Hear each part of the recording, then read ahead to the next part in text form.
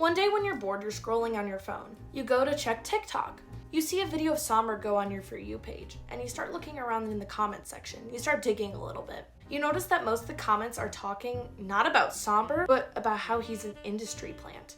Most of the discussion is talking about all these label-ran fan accounts that Somber's created, and that he is not trying his best to do his own marketing, about how everything is crafted for him, and about how he has created none of the success that he has gained.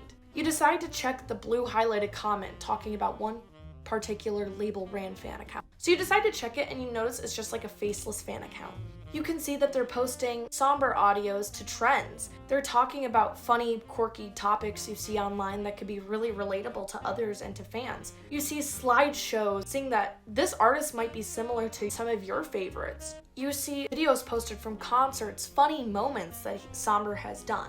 And yes, it is a label-ran fan account, but would you believe me if I claimed that most of your favorite artists are also doing the same thing and maybe you just don't notice it? Especially if you have an artist signed to a management team or a label, most likely if there's not an already established fan base that is really prevalent through Twitter or TikTok, there will be label-ran fan accounts. Even if that artist does have an established fan base already, there might be a lot of label-ran accounts. But does that mean every single artist is an industry plant? Hi, I'm Kennedy, and I'm going to be discussing how these labels have fan accounts, but that doesn't necessarily mean their artist is an industry plant. We need to start off by understanding what TikTok means to the music industry. Society has always been constantly changing and shifting, new electronics coming out, new trends, everything.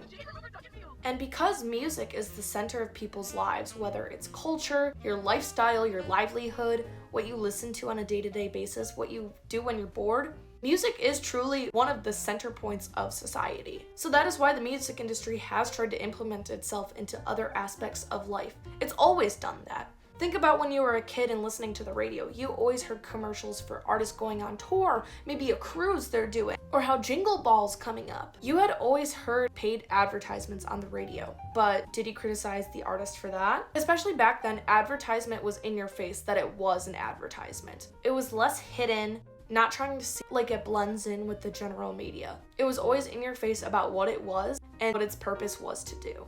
But now we're in an age where social media is extremely prevalent, especially TikTok. TikTok really blew up about 6 years ago, especially in 2020 and 2021, being one of the most authentic apps there were. Since it's based and centered around music, people would create dances, make trends based off of songs and audios. Just by association, because music is the center point in our society and the music industry needs to implement itself to market other music to the world, TikTok became the focal point of everything. It's become a cog in the machine pretty much. Especially because a lot of artists from the ground come up from TikTok. You could be posting your songs and audios and it could blow up in an instant. I know multiple people who have blown up just because of their audios getting popular and becoming a trend. One of my favorite examples to talk about just through this authentic way of blowing up on TikTok is Pink Panthers. She started off as a faceless account and her audios blew up and now she's a global sensation. From the basis of understanding that TikTok is the cog in the machine for the music industry, we can also start to understand that social media, including TikTok, has really bridged a gap between fans and musicians. Now that fans are able to just comment on any musician's post, they're able to create discussions, directly talk to an artist. The artist can interact back. Musicians can like your comments, respond to your comments. They can like your videos or posts. Before, where there was not much between fan and artist interaction, there's interaction every single day. And I could talk about that for years, but I feel like a lot of people do understand that now. I could talk for years about how parasociality has really become a staple when bridging that gap between fan versus artist. But I feel like a lot of people watching this will sort of understand and grasp that parasociality is a cause of this. But in addition to this, it's become marketing. Seeing the more authentic side of an artist, what they do in their everyday life, having the same humor as fans, that gets them more clicks and views. An artist can do a funny trend, and people will see that and start liking that because the artist is so much more human now. The artist likes the same things as you. They do the same trends as you. And that is where the music industry understood that bridge. Now that we understand the bridge between artists and fans, we also need to understand what's in the center, which is fan-made content for the fans. Putting that authentic interaction aside and understanding that that is its own form of marketing, we can now talk about the fan accounts. I feel like I'm pretty experienced to talk about this considering I have run multiple fan pages throughout my entire life. I used to have a My Chemical Romance fan page in middle school. I ran a water park stan Twitter for about 6 years. Now online, I create content for a lot of different topics. I am pretty much a paid fangirl. Whether it's paid or not, I post content about artists, and I do genuinely bridge a different gap that was not there before. Fan accounts are technically a center of marketing, whether it's authentic or not. And I understand as a fangirl, I am doing free promotion half the time for these artists. I am making content for other people, and they might start to like that artist because of me. They might see my content or that I'm participating in a trend and start looking into a musician or music. The audios I use, the trends I do, the references I make can completely build a fan base. And I'm not giving myself credit for an entire fan base, obviously. I'm just talking about how sometimes I could be part of the music marketing ecosystem. With that being said, other fan accounts are also part of this ecosystem, but they're sometimes ran by these management teams or labels. These fan accounts can include a lot of faceless content, post videos from concerts, and really funny clipped things an artist may have said, maybe interacting with fans. Some of the content made will just be popular trends along with that artist's audio. At other points, there could be slideshows referencing other artists and referring you to that musician. Sometimes you'll see an audio to an aesthetic post where maybe the text is yellow or pink referring to the lyrics, but matching a genre of people's aesthetic, which are really easily repostable. A lot of the times those are the quote-unquote label-ran fan accounts you see everywhere. And yes, just like me as a fangirl who a lot of the time is posting content unpaid, posting things I enjoy about an artist, they're doing the same thing as me. They're just ran by a label or a management team. Think about it from my perspective, my videos versus their videos. We're both making content for an artist, which creates buzz, comments, reposts, likes, and overall being the center of attention for an artist.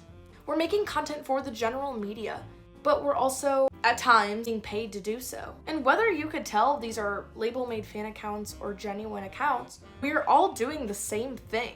And yes, like I admitted earlier, sometimes I do paid promotion for artists. Personally, as a fangirl, I never do paid promotion unless I really like that artist and I see a genuine future for them. From my perspective, whether, once again, my content is paid or not, I create videos based on jokes, humor, promoting an artist because I want them to succeed.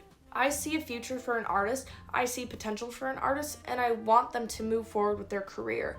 They're passionate about something, and I want to help them make that livelihood.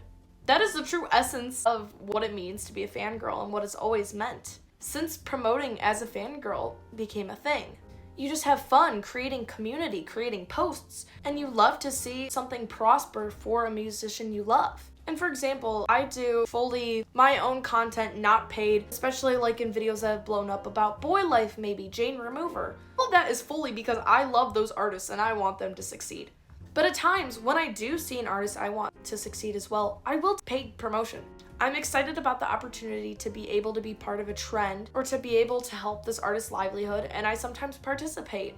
And that's exactly what these label-ran fan accounts are doing. Once again, that doesn't always mean your favorite creator or someone is being paid to do these posts. Sometimes it is genuine. A lot of the times it's genuine. And the reason these people have these platforms is because of their genuine love for music and community. I see my account on TikTok or Instagram as a gathering place for people to talk online about music. And that's what these label-ran fan accounts are for. They are to create buzz, help artists gain recognition. And so what does that mean for the artists? Are they really an industry plant? Sometimes the answer is yes. I will say it is a lot more rare than most people think. The only times I've seen a quote-unquote industry plant that's pretty obvious is like K-pop, because yes, they're built into the system. They're trained to be this global success. But most of the time, these artists have been making music for years. They've worked their butts off, they're extremely passionate, and they've put so much into the world. Once they get signed by a label or a management team, there is going to be advertisement behind it. When you are signed, there is a budget behind you in order to create profit.